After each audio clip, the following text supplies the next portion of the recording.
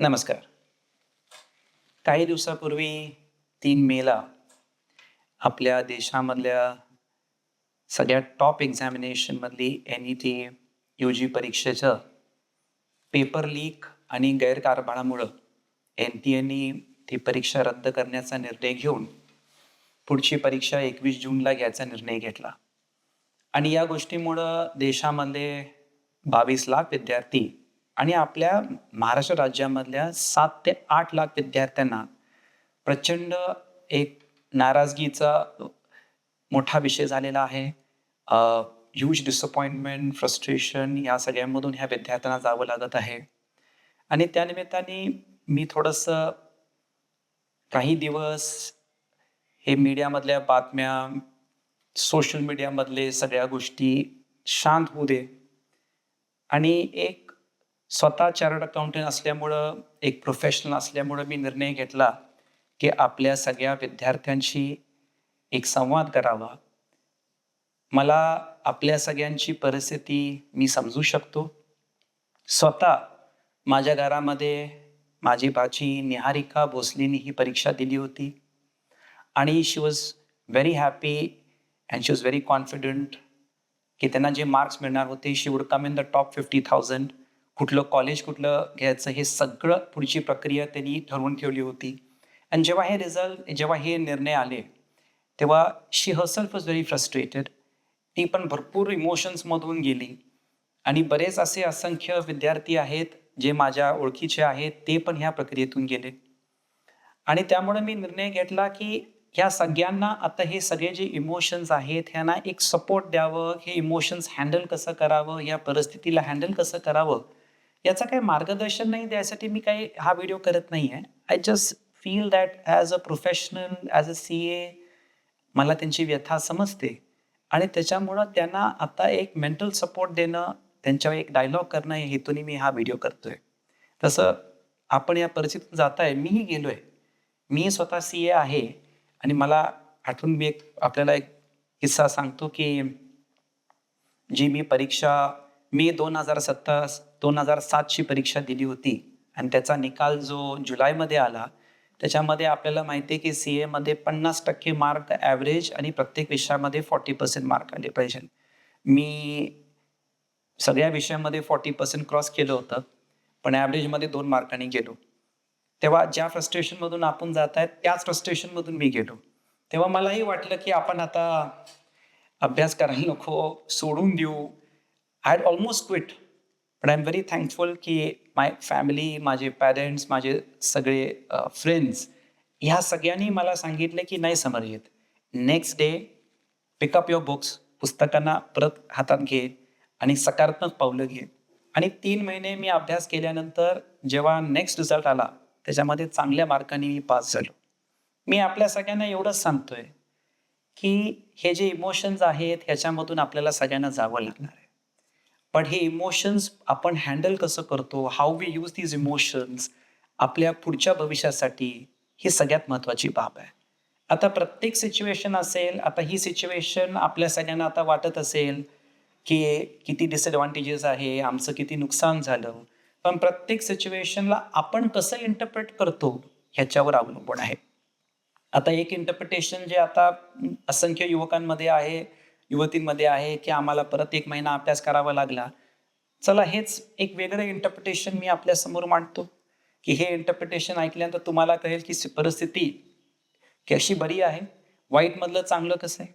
आता आपल्यासारख्या जसं माझी भाची निहारिकानी शी वॉज कॉन्फिडंट की 50,000 रँकिंगमध्ये ती येणार. आता विचार करा की जेवढं मी पाहिलं की सोशल मीडियावर हे पेपर लीक झाले. विचार करा की ज्या मुलांना हे पेपर लीक झाले, त्यांनी ते पेपर बघून जर त्यांनी फेक मार्क्स मिळवले असते आणि तुमच्यासारखे प्रामाणिक विद्यार्थी त्या 50,000 रँकिंगच्या खाली गेले असते, ह्याच्यापेक्षा दुर्दैव काय झालं असतं. आता बघायचं लेव्हल प्लेइंग फील्ड. आता पुढची 21 जूनच्या परीक्षामध्ये you are getting a complete level playing field.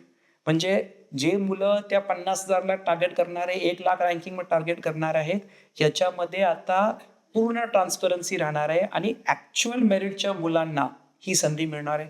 हा एक वेगळा इंटरप्रिटेशनचा अँगल आपल्याला मिळतो. असे किती एक्झाम दुसरा अँगल देतो. असे किती एक्झाम्स कॅन्सल होतात आणि होत नाही. आज कोर्टाच्या निर्णयामुळे एका महिन्यामध्ये हे एक्झाम्स होत आहेत. तुमचा अकॅडमिक इयर जात नाहीये. तीच सिच्युएशन मी तुम्हाला 2 वेगळे अँगल्स याच्यामध्ये दिलेले आहेत. आणि राहिला प्रश्न 1 महिन्याच्या अभ्यासाचा.